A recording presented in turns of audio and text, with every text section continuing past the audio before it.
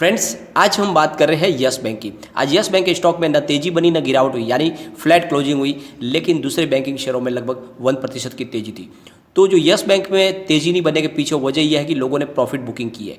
12 rupees 85 के आसपास सोमवार को स्टॉक मिल रहा था, तो काफ़ी अच्छा प्रॉफिट मिल रहा है। तो जिसने निचले लेवल से खरीदारी की थी वो अभी अपना प्रॉफिट बुक करा, इस वजह से तेजी बन नहीं पाई। आज भी हाई 14 के ऊपर था, लेकिन फिर थोड़ी सी फ्रेंड्स, लेकिन एक बहुत बड़ी न्यूज निकल कर आई है यस बैंक से लेकर। यस बैंक का एक बड़ा कर्जा वापस रिकवर होने की संभावना बन रही है। तो जिस तरह से यस बैंक को अभी संजीवनी की तरह ज़रूरत है पैसों की, यानी जितना एनपीए रिकवर होगा वो बैंक के लिए अच्छी बात है। और इसके जो प्रशांत कुमार ने भी एक निर्णय लिया है कि किसी भी तरह से एनपीए को कम किया जाए, क्योंकि काफ़ी एनपीए को तो उन्होंने प्रोविजन से कवर कर लिया, लेकिन और भी उन्हें पिछला एनपीए रिकवर करना, ये सबसे बड़ी उनकी चुनौती है। तो उसकी जो संभावना है उसमें और एक पॉजिटिव मूव बढ़ने वाला है। तो क्या है वो, कहाँ से पैसे आने वाले, उसको हम देखेंगे इस वीडियो के माध्यम से। लेकिन साथ में फ्रेंड्स, आरबीआई की तरफ से भी आज एक बड़ी घोषणा की गई, उसका भी फायदा यस बैंक को डेफिनेटली मिलेगा।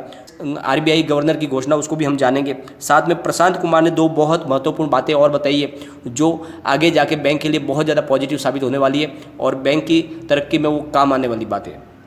तो फ्रेंड्स, क्या है वो सारी संभावनाएं जानेंगे इस वीडियो के माध्यम से, और आगे क्या तेजी बन सकती है, सारी की सारी संभावनाएं तलाशेंगे इस वीडियो के माध्यम से। लेकिन फ्रेंड, उससे पहले अगर आप पहली बार हमारे चैनल पे आए तो चैनल को सब्सक्राइब कर दीजिए।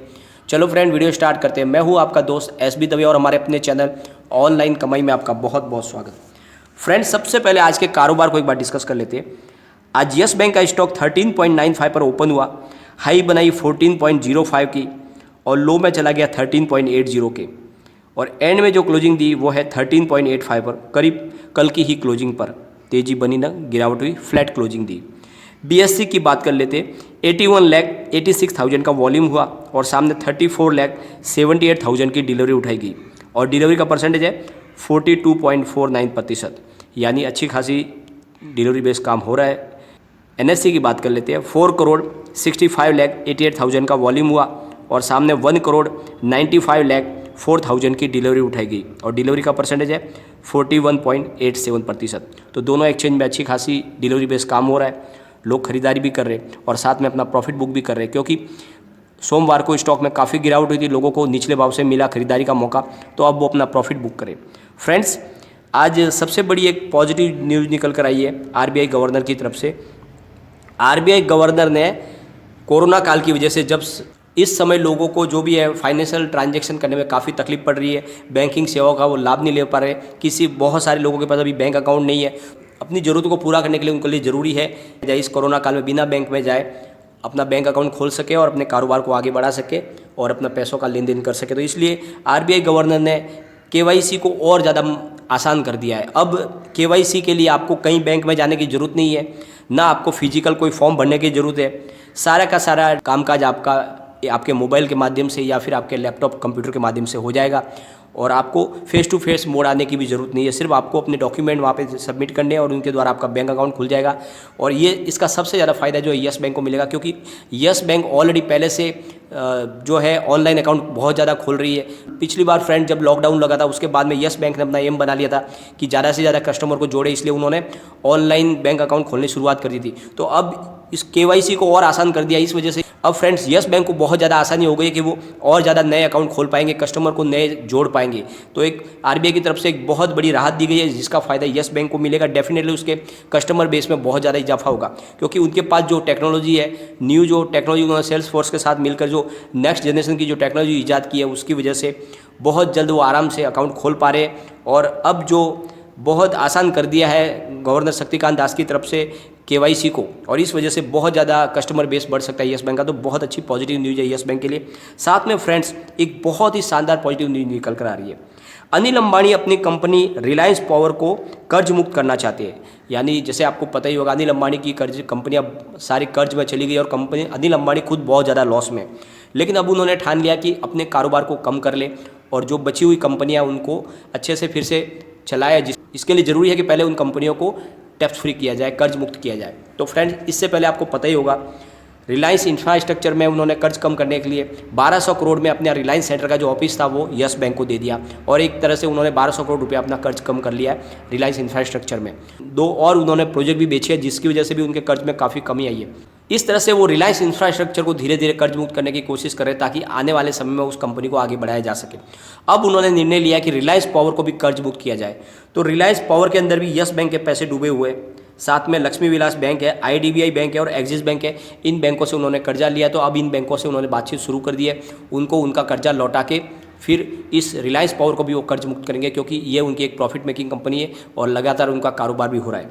तो फ्रेंड्स, तो एक बड़ी पॉजिटिव न्यूज़ निकल कर आई है यस बैंक के लिए खुशखबरी कि यस बैंक को बहुत जल्द उनका कर्ज मिलने वाला है, उनका बैड लोन मिलने वाला है। तो फ्रेंड्स, कर्ज है वो यस बैंक का 83 करोड़ रुपीज़ का कर्ज है रिलायंस पावर के ऊपर, लक्ष्मी विलास बैंक का 115 करोड़ का है, IDBI बैंक का 42 करोड़ है और एक्सिस बैंक का 64 करोड़ है और कुल मिला के ये 304 करोड़ है।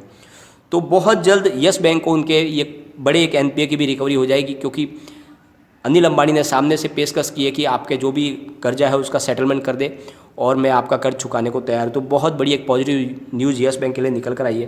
वो फ्रेंड्स, सबसे बड़ी बात, प्रशांत कुमार का कहना है कि राणा कपूर के वक्त जो गलती हुई थी उसको हम दोहराना नहीं चाहते। उन्होंने लेटेस्ट जो अभी इंटरव्यू दिया उनमें कहा है कि वो सिर्फ अब कॉर्पोरेट हाउस को लोन नहीं बांटेंगे, यानी बहुत कम ऐसा मौका होगा जब हम कॉर्पोरेट लोन की तरफ इंटरेस्ट लेंगे, लेकिन हम अब ज़्यादा से ज़्यादा जो लोन बांटेंगे वो रिटेल लोन बांटेंगे, MSMEs को लोन बांटेंगे, ताकि वहाँ से NPA बनने की संभावना बहुत कम हो जाए, क्योंकि बड़े कॉर्पोरेट लोन बाद में जाके NPA बन जाते हैं, बैड लोन बन जाते हैं।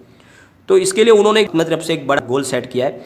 हम चाहते हैं कि 3 साल के अंदर हमारा जो रिटेल लोन है उसको हम डबल करने का लक्ष्य लेके चल रहे हैं। तो बहुत बड़ा उनकी तरफ से लक्ष्य रखा गया है, यानी अपने रिटेल लोन को वो 3 साल के अंदर डबल कर लेंगे। और हमारा रिटेल और SME लोन बुक ऑलरेडी 51% बढ़ चुका है, जो हमारे लिए एक अच्छी बात है, जो पिछले साल से 44% ज़्यादा है। तो ऑलरेडी हमने अच्छा अचीवमेंट कर लिया है रिटेल लोन में, और अब हमारा टारगेट 2 साल में 60% इसको और ज़्यादा बढ़ाने का है और 3 साल के अंदर जस्ट इसको डबल करने का हमारा लक्ष्य है। तो बहुत बड़ा एक गोल सेट किया है प्रशांत कुमार की तरफ से। वो अब ध्यान देंगे रिटेल लोन की तरफ, SMEs को लोन देने में, ताकि वहाँ से NPA बनने की संभावना कम हो, यानी बैंक की सेहत आगे जाके बहुत ज़्यादा सुधर सकती है। फ्रेंड्स, सेकेंड जो उन्होंने बात की है बहुत ही मुद्दे की बात है। हमने अपने प्रोविज़न के माध्यम से अपने NPA का 79% को कवर कर लिया है। ये बहुत बड़ी उन्होंने बात की, यानी जो भी उनका NPA है उसका 79% उन्होंने अपने प्रोविज़न के माध्यम से कवर कर लिया है। आने वाले समय में NPA के लिए उनको मुश्किल होने वाली नहीं है। प्रोविज़न के माध्यम से हमने इन्वेस्टमेंट को भी 92% कवर कर लिया है। तो जो प्रोविज़न रखा है जिसकी वजह से बड़ा लॉस दिख रहा था, वो प्रोविज़न इनके बहुत काम आ रहा है। इसकी वजह से उनका जो आगे NPA का मामला है वो अब तकलीफ देने वाला नहीं है। सुप्रीम कोर्ट की तरफ से जो गाइडलाइन दी गई उसके मुताबिक उनके जो NPA को उन्होंने कवर कर लिया है, यानी आने वाले समय में NPA की वजह से बैंक को बड़ी मुसीबत होने वाली नहीं है और आने वाले समय में बैंक आराम से बिना तकलीफ के कामकाज कर पाएगी। तो एक बड़ा निर्णय लिया गया है प्रशांत कुमार की तरफ। जो प्रोविज़न है उनके NPA को काफ़ी कवर कर रहा है, 80% लगभग उनका NPA कवर हो रहा है। तो बड़ी मुसीबत आने वाली नहीं है बैंक के ऊपर और बैंक सुचारू रूप से आगे चल पाएगी। तो एक बड़ा अच्छा निर्णय लिया गया है प्रशांत कुमार की तरफ से।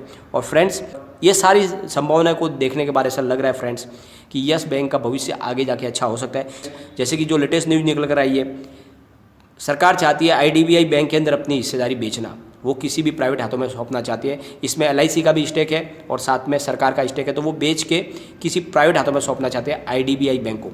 तो हो सकता है जिस तरह से इसमें बड़ा स्टेक 30% का SBI का है, तो आने वाले समय में सरकार ऐसा निर्णय ले ले कि यस बैंक को भी किसी बड़े प्राइवेट हाथों में सौंप दे, तो हो सकता है इसका भी प्राइवेटाइजेशन हो जाए यस बैंक का, और फिर इसकी संभावना और ज़्यादा बढ़ सकती है। अगर ये प्राइवेट हाथों में जाएगी तो फिर तो एक पॉजिटिव मूव लग रहा है फ्रेंड्स। और इस समय यस बैंक में निवेश किया है तो ज़्यादा आपको घबराने की जरूरत नहीं। प्राइस में ज़्यादा गिरावट की संभावना है, अभी ऑलरेडी बहुत ज़्यादा इसकी प्राइस गिर चुकी है, यहाँ से तेज़ी की संभावना बन रही है। तो जैसे माहौल अच्छा होगा इसमें तेज़ी डेफिनेटली बनेगी और आपका निवेश आपको बहुत अच्छा रिटर्न दे सकता है। लेकिन फ्रेंड, कोई भी इन्वेस्टमेंट करने से पहले अपने फाइनेंस एडवाइजर से एक बार एडवाइस ले ले या अपना खुद का रिसर्च करें, क्योंकि मैंने वीडियो आपके एजुकेशनल पर्पज़ के लिए ही बनाया। वीडियो पसंद आए तो लाइक शेयर जरूर कीजिए और चैनल को सब्सक्राइब कर दीजिए।